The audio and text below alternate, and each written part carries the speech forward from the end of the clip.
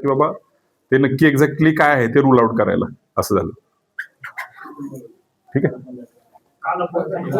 हा, खून लपवायचं त्याला समज आपण सापडणार आता तेच होती, पण आता शेवटी ते आपल्याला वाचवायलाच प्रयत्न करणार आपल्या घरातल्याला. आता त्याचा मुलगा तर गेला होता, शेवटी नवऱ्याला वाचावं वगैरे अशा अनुषंगानं, त्यामुळे ते बोलत नव्हते. आणि जास्त कशी होती, मुलगा गेल्यामुळे जास्त आम्हाला त्यांच्याशी जास्त टॉर्चर किंवा जास्त हे करून त्यांना बोलता येत नव्हतं आम्हाला, तो प्रॉब्लेम झाला. राजारामपुरी पोलीस ठाणे येथे जुनेद गफूर पठाण वय वर्ष 21 याचा मिरवणुकीमध्ये दुखापत होऊन मृत्यू झाल्याबाबत वर्दी प्राप्त झाली होती.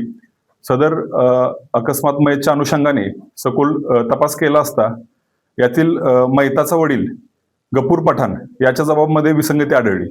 आणि त्या चौकशांत आम्हाला असं आढळलं की यातील मयताचा वडील गफूर पठाण यांनी मुलाशी झालेल्या वादामधून त्याचा चाकूने भुकसून खून केला असून सदरची घटना व त्याचा अपराध लपवण्यासाठी त्यानं पोलिसांना चुकीची हकीकत सांगितली होती.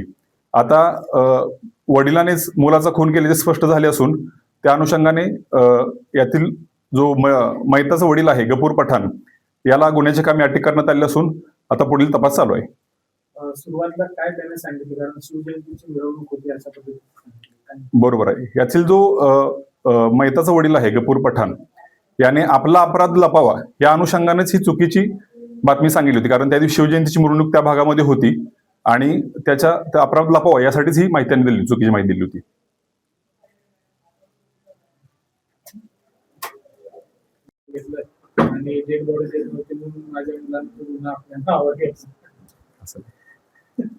त्याच्यामध्ये सरळ स्टॅबिंग वुंड आहे आणि स्वतः स्टॅबिंग वुंड करून घेऊ शकत नाही ना त्या बाजूला, असं पण आहे. मुलगा ऍक्च्युली स्क्रॅपचं दुकानामध्ये कामाला होता मुलगा, आणि वडील आहे तो त्याचं चिकनचा दुकान होतं.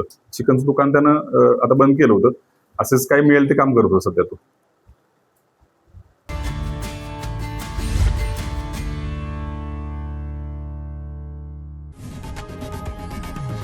लोकशाही मराठी ऐका, पहा, जागरूक रहा.